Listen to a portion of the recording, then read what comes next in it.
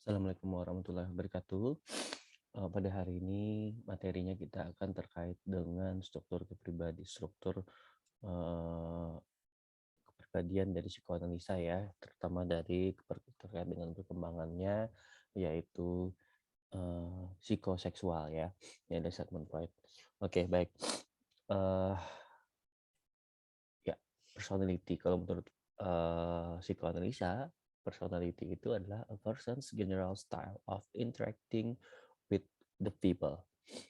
Apa artinya? Artinya adalah ini merupakan gaya umum seorang dalam berinteraksi dengan dunianya. Kemudian uh, people differ people differ from one other in ways that are relatively consistent over time and place. Jadi orang itu berbeda satu sama lain dengan cara yang relatif konsisten dari waktu ke waktu dan tempat. Ini artinya bahwa uh, ada proses namanya individual differences. Setiap individu itu berbeda-beda, ya, berbeda-beda. Bagaimana dia bereaksi terhadap dunia antara satu orang dengan orang itu akan berbeda dan itu relatif konsisten dari waktu maupun tempat.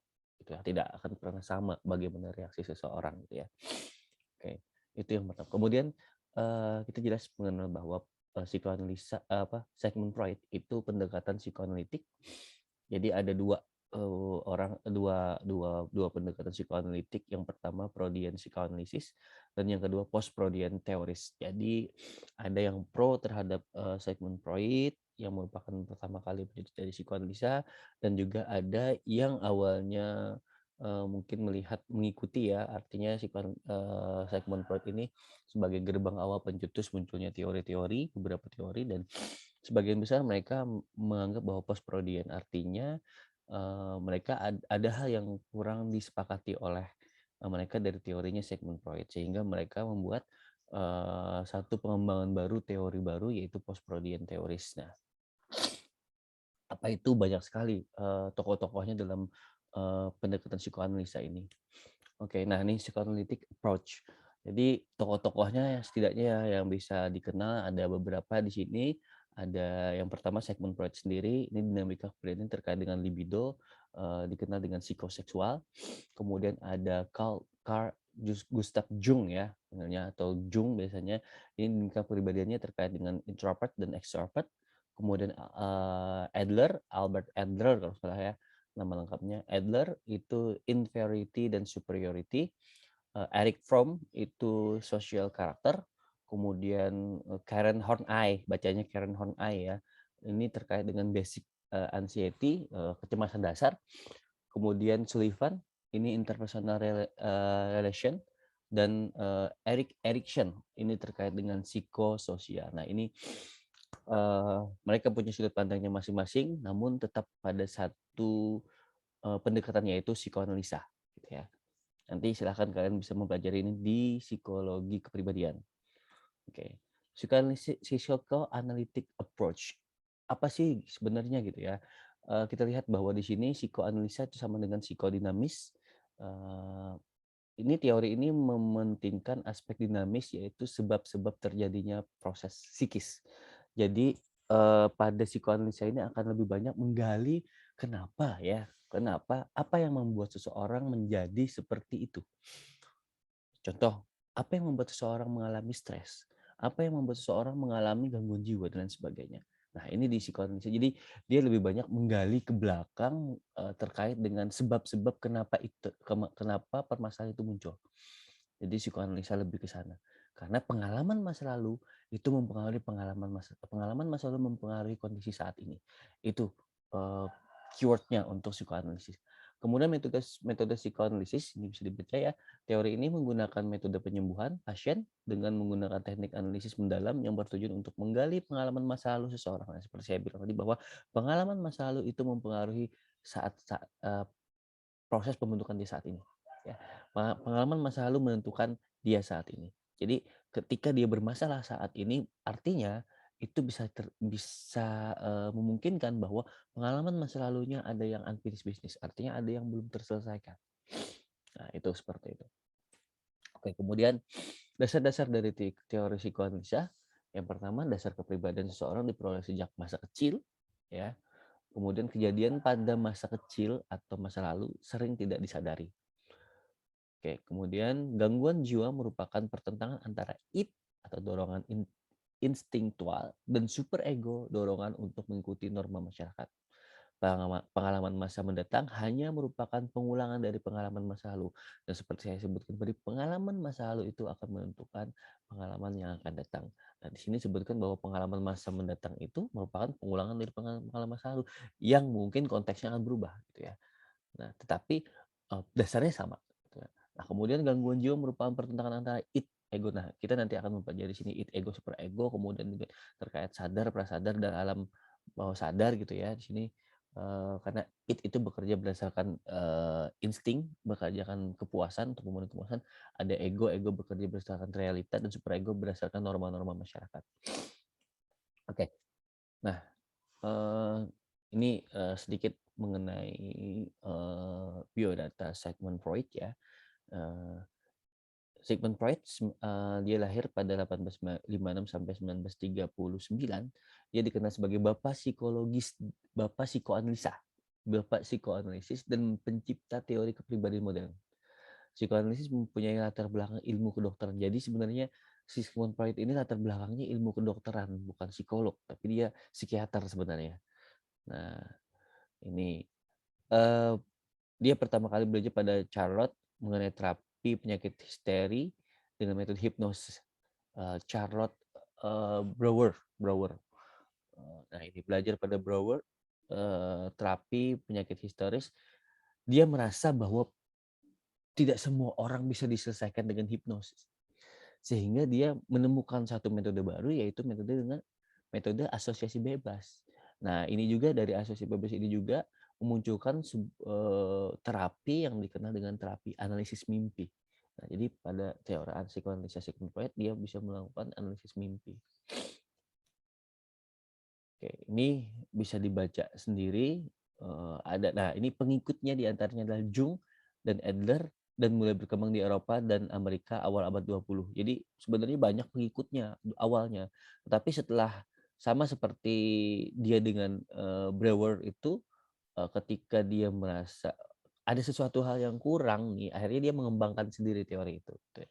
Sama pengikut-pengikutnya seperti itu juga. Ada yang miss nih, ada yang kurang nih dari teori ini, sehingga dia mencoba untuk mengembangkan kembali teori tersebut, gitu ya. Nah, ini teori psychoanalytic approach. Jadi psychoanalytic approach itu akan terkait dengan conscious, preconscious, and unconscious, sadar, prasadar, dan tidak sadar. Jadi seperti dinamika gunung es, gitu ya, gunung es. Nah, kita tahu bahwa yang disebut dengan unconscious, nah, conscious, nah ini tadi information in your immediate awareness. Jadi segala sesuatu yang kita sadari, nah ini conscious itu segala sesuatu yang kita sadari apa aja ya, banyak yang kita sadari, banyak. Kita mau makan nih sadar kan, apa segala macam sadar. Kalau nah, pre-conscious adalah sesuatu yang membutuhkan sedikit usaha untuk dibawa ke dalam kesadaran. Contoh kadang-kadang gini, apa ya contohnya ya, yang lebih enaknya biar ya perlu usaha ya. Contohnya ingatan. Nah, ingatan, aku tadi sudah ini nggak sih? Coba ingat-ingat lagi. Kita relaksasi dulu misalnya, atau kita berhenti sedang dulu untuk berkonsentrasi. Oh iya sudah tadi ya padahal. Itu adalah prekonsis. Nah, sedangkan hanya usaha ya, sedikit usaha ya. Sedangkan unconscious adalah segala sesuatu yang tidak mungkin muncul dalam kesadaran, menghasilkan pikiran-pikiran dan dorongan-dorongan. Jadi sebenarnya dianggap unconscious ini dianggap tidak mungkin muncul ke alam sadar gitu ya. Ke alam sadar karena letaknya dalam gitu ya. Tapi ada lagi sebenarnya yang paling dalam itu di bagian dari unconscious itu ada alam deep namanya, yang paling tidur paling dalam sekali.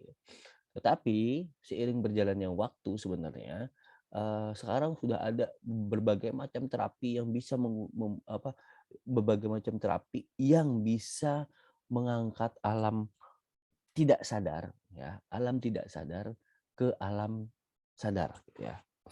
Alam tidak sadar ke alam sadar. Oke. Alam tidak sadar ke alam sadar.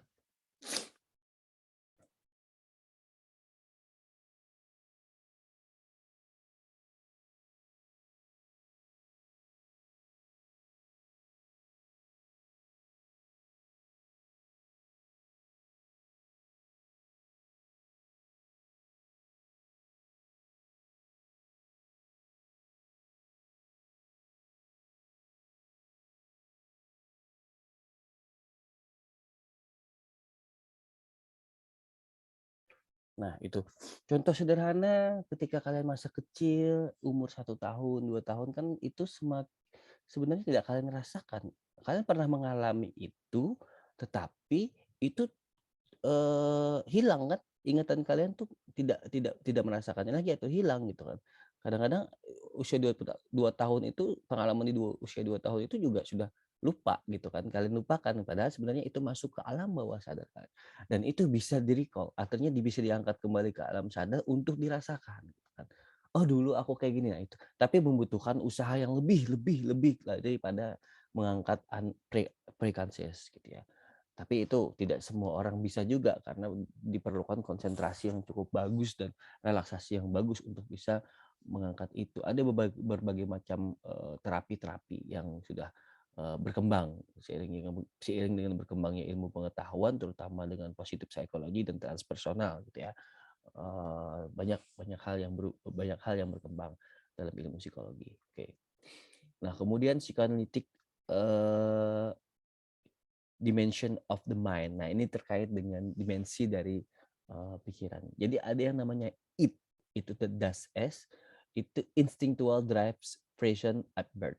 Jadi dia bekerja berdasarkan insting. Itu contoh sederhananya. Jadi bekerja menurut the Fraser Principle. Jadi menurut prinsip apa namanya kepuasan gitu ya, kepuasan ya. Jadi memiliki 2 proses, tindakan refleks atau reaksi otomatis, dan yang kedua adalah proses primer, penurunan ketegangan dengan cara membentuk khayalan tentang objek yang dapat menghilangkan ketegangan. Oke, yang pertama, reaksi otomatis. Itu bekerja berdasarkan insting dan itu berdasarkan pemuasan kebutuhan. Jadi dia prinsipnya adalah untuk kepuasan. Bayi itu dia bekerja berdasarkan kepuasan. Dia pengen sesuatu, maka dia nangis. Selama dia tidak terpenuhi keinginannya, maka dia tetap akan menangis. Dia lapar, dia nangis, gitu kan. Dia haus, dia nangis. Nah, itu contohnya. Apakah egonya ada atau super egonya? Belum berkembang untuk bayi, gitu ya. Jadi itu bekerja seperti itu. Nah, yang kedua terkait dengan proses primer, penurunan ketegangan dengan cara membentuk khayalan tentang objek yang dapat menghilangkan ketegangan. Nah, ini yang disebut dengan segmen part atau self defense mechanism. Jadi untuk menghilangkan ketegangan maka dia membentuk defense gitu ya. Ketegangan dia membentuk defense. Contoh sederhana. eh, Kalian lapar sebenarnya. Lapar ya. Lapar tapi eh, belum sempat makan, tapi merasa malu ketika ditawari oleh teman misalnya, maukah? Pasti kada mau. Nah, misalnya kayak itu. Eee kada menolak kan, "Kada, aku tadi sudah makan juga." Nah, itu merasionalisasi.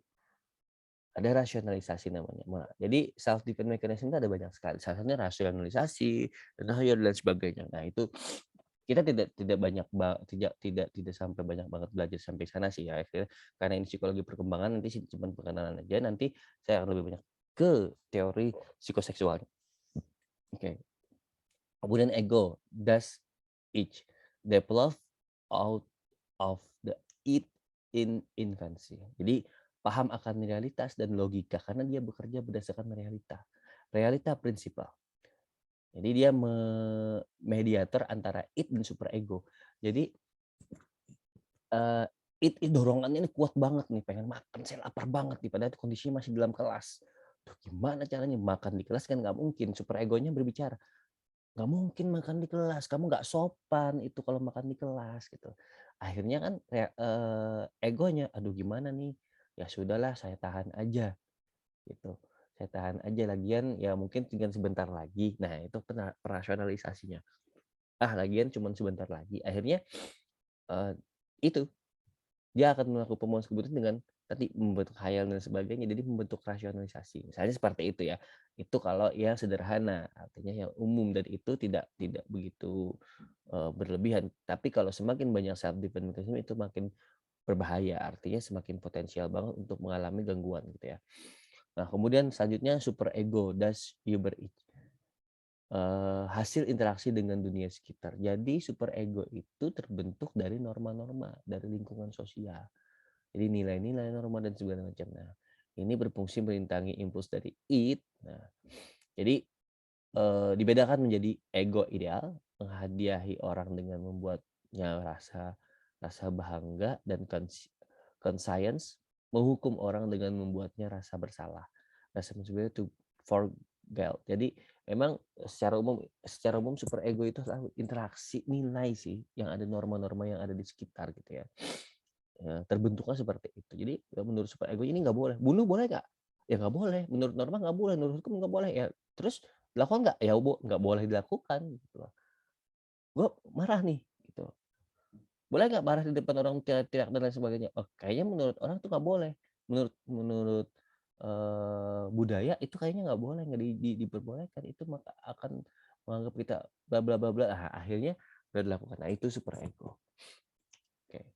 Konsep-konsep dasar menurut Freud ada insting, ini merupakan representasi psikologis dari kebutuhan ragawi untuk memenuhi kebutuhan fisiologis. Jadi insting itu ya, semua orang punya insting gitu ya.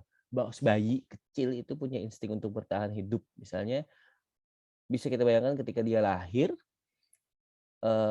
taruh aja bayi itu di perutnya, maka dia akan berjalan sendiri seperti ulat itu untuk mencari, puting susu ibunya untuk menyusu, gitu ya. Ya, itu salah satu bentuk insting dasar ya, yang dimiliki. Nah, begitu juga kalau hewan juga punya insting kan untuk bertahan ketika dia contohnya cicak.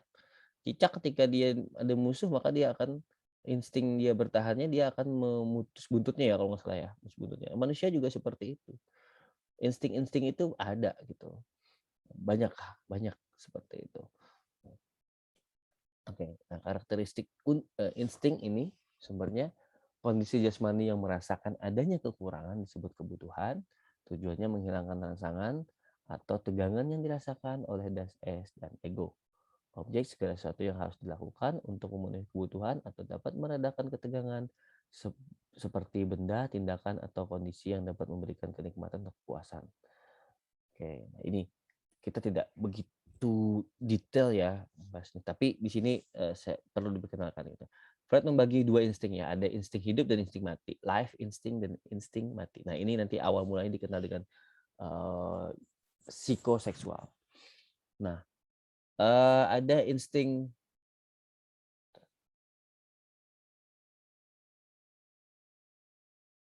oke, ada insting hidup ya, insting hidup. Oke, misalnya di sini lapar, haus, seks. Nah, jadi energi dari insting hidup ini disebut libido. Jadi eh, menurut Freud bahwa orang itu akan hidup gitu ya. Insting hidup itu ya libido ketika mereka memang terkait dengan ya libido kan terkait dengan seks ya, bahwa segala sesuatunya akan bersumber dengan seks. Gitu. Freud berdapat dengan dorongan seksual itu sumbernya gitu. Dari area-area yang sensitif dalam tubuh seorang yang disebut dengan ego, genius, John. Jadi memang ya terkait dengan ya libido gitu. Dorongan-dorongan apa segala sesuatu tempat bagian-bagian seksual sumbernya di situ gitu. Ketika itu tidak terpenuhi maka apa dia akan meronta gitu istilahnya itu life instingnya. Ya harus harus terpenuhi gitu. Ya lapar ya harus makan kan, haus ya minum gitu. Gitu. Jadi seperti itu hal dasarnya gitu. Nah, tetapi di sini yang kedua adalah death instinct atau insting mati. Itu insting yang merusak atau destruktif. Salah satunya di sini agresivitas. Jadi ketika dorongan besar untuk agresi gitu ya, memukul itu akan disebut dengan instigmatik karena dia akan merusak dan itu akan mengganggu gitu kan. Mengganggu proses mental seseorang gitu ya. Agresivitas, harusnya mukul gitu kan. Nah, itu mukul orang gitu kan. Maka akan terjadi permasalahan. Nah, itu insting yang disebut dengan destruktif itu merusak. Ya, banyak lagi hal lainnya seperti itu. Misalnya kecewa. Kecewa, nangis kemudian sampai melukai diri sendiri misalnya. Nah, itu insting mati gitu. Ya. Artinya destruktif, dia merusak dirinya sendiri sebenarnya gitu. Kemudian distribution energi psikis, ini kita tidak terlalu banyak. Nah, ini tadi saya bilang ketika kita berbicara kecemasan, jenis kecemasan ada reality anxiety, neurotic anxiety, dan moral anxiety. Ini tidak kita lewati saja. Nah, ini self defense mechanism. Ada banyak sekali self defense atau mekanisme pertahanan diri ya. Nah, tujuannya apa? Untuk melindungi ego dan mengurangi kecemasan tadi. Nah, ini tadi saya bilang ketika ini terlalu banyak maka akan rentan terhadap gangguan mental ya. Kemudian nah ada identifikasi, displacement, sublimasi, represi, proyeksi, rasionalisasi, regresi, fiksasi, respon emosi, denial dan lain sebagainya. Banyak sekali sebenarnya. Oke, silakan kalian baca sendiri nanti terkait ini biar kita tidak terlalu. Nah, ini yang penting. Tahap psikoseksualnya, tahap ini perkembangan menurut Sigmund Freud ya, psikoseksual. Yang pertama ada tahap oral. Oral itu biasanya usia 0 sampai 1,5 tahun atau sampai 2 tahun. Paling lama sampai 2 tahun. Ya. Oke, ada yang kedua ada tahap anal. Anal itu 1,5 tahun, 2 tahun atau sampai 3 tahunan. Ya, kemudian yang ketiga ada tahap falik, usia 3 sampai 6 tahun. Keempat tahap laten 6 tahun sampai masa puber, biasanya itu usia sekolah. Sudah masuk usia sekolah kan, usia anak SD lah istilahnya kan. Kalau mulai SMP itu kan sudah mulai puber ya. Dan tahap yang kelima, sorry ini Tivo, yang kelima tahap genital. Genital itu masa puber sampai dia dewasa. Oke, yang pertama oral. Oral itu apa sih? Infant pleasure centers of the mood. Jadi pusat kepuasannya ada di mulut. Gitu. Mulut sebagai tempat untuk mendapatkan kepuasan erotik, yaitu kepuasan seksual dan kepuasan agresif. Jadi bisa kalian bayangkan usia 0 sampai 1,5 tahun sampai 2 tahun itu dia selalu perilakunya anak-anak kecil itu mengenal dunia dengan mulut. Dia akan memasukkan segala benda karena kepuasannya pusat kepuasannya ada di mulut. Biasanya anak bayi itu ya. Makanya anak bayi juga biasanya menyusu dengan ibunya ya masih sampai usia 1,5 sampai 2 tahun kan, dianjurkan malah sampai 2 tahun kan, gitu ya, baru bisa. Nah, karena itu salah satu kaitannya juga dengan teori ini, ketika kita kaitkan maka ya seperti ternyata memang penting ya gitu. Nah, ketika tahap ini tidak terpenuhi maka akan banyak hal yang terjadi gitu ya. Ya, banyak hal. Jadi jika tidak terpenuhi maka bisa jadi akan membuat seseorang itu menjadi oral pasif personality atau oral agresif personality. Oral pasif personality itu ya diem aja gitu kan, nggak suka ngomong gitu kan, atau ya orangnya ya pasif gitu ya. Kemudian oral agresif personality, wah borenya luar biasa, bisa jadi. Atau ada juga yang sering masukkan menggigit-gigit pulpen ke mulut dan sebagainya, itu kadang-kadang itu sesuatu perilaku yang tidak dia sadari gitu. Nah, kita bisa cari tahu apa yang terjadi sebenarnya, apakah tahap oralnya tidak terpenuhi gitu kan, bisa jadi gitu kan. Nah, karena menurutnya teori Sigmund Freud ya ketika itu tidak terpenuhi maka di masa akan datang akan terjadi hal yang seperti itu. Oke. Yang kedua adalah tahap anal. Satu setengah sampai 3 tahun gitu ya, atau 2 sampai 3 tahun. Ini prinsipnya adalah fokus atau pusat pemuasan kepuasannya ada pada anus dubur ya, anus dubur tahu ya. Nah, makanya usia 2 tahun, 3 tahun itu kadang-kadang dia suka BAB gitu ya, BAB gitu kan, duduk, dia menikmati sekali, karena itu proses, apa ya namanya, pusat kenikmatannya ada di sana. Nah, makanya pada proses ini perilaku buang air besar dan kecil ya. Makanya pada tahap ini biasanya diajarkan kepada anak-anak terkait toilet training. Jadi dia diajarkan bagaimana cara buang air kecil yang benar, bagaimana sehingga dia pada usia ini diharapkan mereka sudah tidak menggunakan alat bantu seperti Pampers dan lain sebagainya. Karena ini akan terkait dengan kontrol. Nah, jika tidak diajarkan maka anak aggressive personality. Jika terlalu keras diajarkan maka anak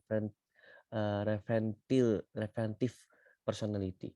Jadi sebenarnya simpelnya gini, ya akan apa namanya, eee, kontrolnya. Contoh sederhana gini, anak diajarkan toilet training artinya kalau buang air kecil di sini loh, tahan dulu gitu kan, tahan dulu jangan langsung dibuang. Itu proses kontrol, akan terkait dengan kemampuan dia untuk mengontrol dirinya. Apakah dia mampu mengontrolnya, mau nanti emosi dan sebagainya. Tap tapi ketika dia tidak mampu untuk menahan itu, maka itu kontrolnya bisa jadi loss. Dia akan menjadi orang yang seperti apa, mungkin bisa jadi akan menjadi orang yang temperamen dan sebagainya, kita tidak tahu. Tapi intinya ketika masa itu 5 tahun pertama menurut psikoanalisa Sigmund Freud bahwa 5 tahun pertama itu 5 tahun yang paling penting buat anak. Dan itu akan menentukan untuk tahun-tahun berikutnya perkembangannya. Nah ini. Dan 3 tahap pertama di psikoseksual itu 5 tahun pertama itu merupakan satu hal yang penting, ya. Oke. Selanjutnya tahap falik. Tahap falik ini kenikmatan ada pada genital, alat kelamin, ya, alat kelaminnya. Nah, ini biasanya ini hati-hati sekali ya. Ini karena kenikmatan alat kelamin kadang-kadang anak itu suka memainkan alat kelaminnya gitu kan. Suka karena dia merasa ada proses kenikmatan di sana. Nah, berdasarkan, ini juga, ini memungkinkan orang mengalami hal-hal yang seperti Oedipus kompleks. Jadi hasrat seks terhadap ibu dan kebencian terhadap ayah menyebabkan konflik anak dengan orang tua. Nah, pada usia ini. Karena anak itu melihat anak laki-laki itu, tertarik dengan ibunya gitu kan, lebih dekat dengan ibunya dan dia menganggap ketika tidak diedukasi maka dia akan menganggap ayahnya sebagai saingan gitu, untuk mendapatkan kasih sayang dari seorang ibu. Nah, ini konflik jadinya, ya. Ayah dianggap sebagai saingan dan mendapatkan cinta dari ibunya. Anak takut bahwa ayahnya akan menghilangkan organ genitalnya sebagai sumber dari kenikmatannya. Pemikiran itu muncul karena anak mengira bahwa ayahnya cemburu pada dirinya yang jatuh cinta pada sang ibu. Ketakutan tersebut disebut castration anxiety. Jadi memunculkan hal yang sifatnya kecemasan, castration anxiety. Jadi karena terkait dengan kenikmatan dari alat kelamin ini tadi. Ya bukan berarti jadi kita bicara ini bukan berarti, "Oh kenapa sih, nggak sampai seperti itu banget deh," ya. Tapi ada yang terjadi gitu, ada ceritanya tentang, Oedipus Complex. Kalau yang berbeda, kalau ini yang perempuan laki-laki ya laki-laki dan ibunya, kalau perempuan dengan ayahnya, Elektra kompleks namanya, ya kebalikannya, gitu ya. Nah, ini kalau castration conscious ini menyebabkan si anak merepresikan hasrat seksnya pada ibu dan rasa permusuhan pada ayah. Kecemasan juga membuat anak laki-laki mengidentifikasikan diri dengan ayahnya. Jadi kayak saingan gitulah, anggap saingan. Makanya sebenarnya harapannya usia 3 sampai 6 tahun itu ya anak laki-laki dengan ayahnya, anak perempuan dengan ibunya ya. Biasanya untuk jadi nggak tidak lagi istilahnya diajarkan mandi berdua dengan ibu anak laki-laki. Nah, itu tidak disarankan sekali karena pada usia itu kenikmatan prinsipalnya adalah pada alat kelaminnya dia. Makanya ada beberapa kasus yang suka pegang-pegang alat kelamin. Nah, ini akan terkait dengan itu. Dan kedepannya itu akan berpengaruh terhadap proses perkembangannya. Nah, ini kayak kebalikannya ada elektra kompleks saya bilang. Nanti silahkan dipelajari sendiri lagi ya terkait dengan ini. Oke, tahap laten. Tahap laten ini usia 6 sampai masa puber. Ini usia disebut usia istirahat ya. Child represent sexual interest and develop social in intellectual skill. Jadi ketertarikan seksualnya itu kurang gitu. Dia mulai di repress dulu, di-repress, kemudian dia lebih banyak mengembangkan mengenai skill sosial, kehidupan sosialnya dan juga kemampuan intelektualnya. Bisa kali bayangkan anak SD itu ya. Kalau dulu anak SD itu yang memang pengennya berprestasi gitu, berprestasi berprestasi dan meraih, banyak hal gitu, banyak teman dan lain sebagainya. Nah ini, pada usia ini, dianggap dia tidak memikirkan bahwa, laki-laki perempuan, enggak, sana.